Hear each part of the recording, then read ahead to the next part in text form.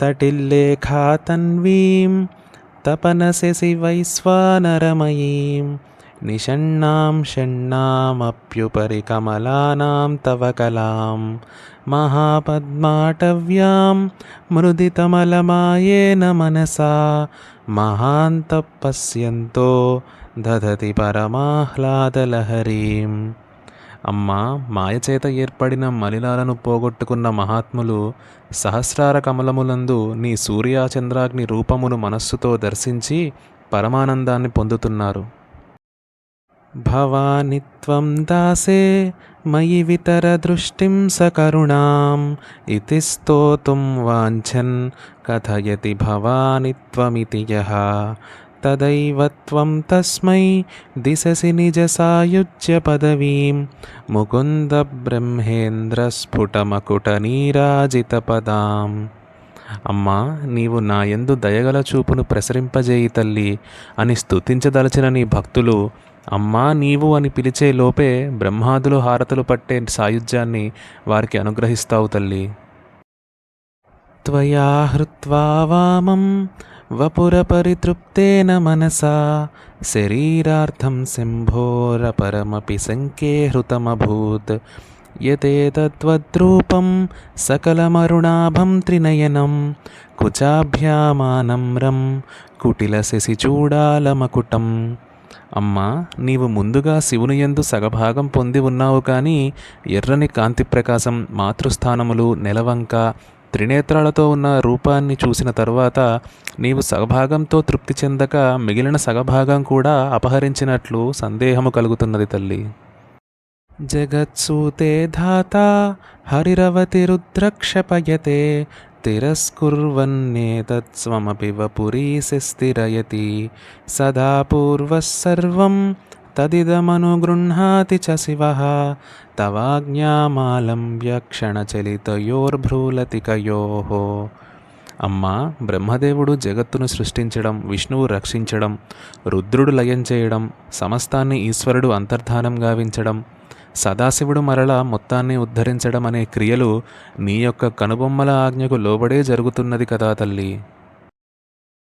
త్రయాణాం దేవానాం త్రిగుణజనితానాం తవ శివే భవేత్ పూజా పూజా తవ చరణయోర్యా విరచిత తథా హి త్వత్పాదోద్వహణమణిపీఠస్య నికటే స్థితా హ్యేతే శస్వన్ముకులితకరోత్తం సమకుటాః. అమ్మా, నీ పాదాలకు చేసిన పూజయే సత్వరజస్తమో గుణముల వల్ల జన్మించిన బ్రహ్మ విష్ణు రుద్రులకు పూజగా అవుతున్నది. ఎందుకంటే నీ పాదాలు ఉంచే మణిపీఠానికి త్రిమూర్తులు సదా నమస్కరిస్తున్నారు గనుక. విరించి పంచత్వం వ్రజతి హరిరాప్నోతి విరతిం వినాశం కీనాసో భజతి ధనదో యాతి నిధనం వితంద్రీ మాహేంద్రీ వితతిరపి సమ్మీలితదృశా మహాసంహారేస్మిన్ విహరతి సతి త్వత్పతిరసౌ. అమ్మా, మహాప్రళయకాలం వచ్చినప్పుడు బ్రహ్మ మరణం పొందుతున్నాడు, విష్ణువు అచేతనుడవుతున్నాడు, యమకుబేర ఇంద్రాదులు కాలధర్మం చెందుతున్నారు. కానీ నీ భర్త అయిన సదాశివుడు మాత్రం ఏ మార్పు లేకుండా విహరిస్తున్నాడు తల్లి. జపో జల్పశిల్పం సకలమపి ముద్రా విరచన గతి ప్రాదక్షిణ్యక్రమణమసనాద్యాహుతి విధి ప్రణామ సంవేశ సుఖమఖిలమాత్మార్పణదృశా సపర్యాపర్యాయస్తవ భవతు యన్మే విలసితం. అమ్మా, ఆత్మసమర్పణ బుద్ధితో నేను పలికిన మాటలు నీకు జపముగాను, చేసిన పనులు నీకు ముద్రలుగాను, సంచారం నీకు ప్రదక్షిణగాను, తీసుకున్న ఆహారం నీకు నివేదనగాను, పడక నీకు సాష్టాంగ నమస్కారముగాను, నా సర్వసుఖములు నీకు సపర్యలుగాను అవుగాక.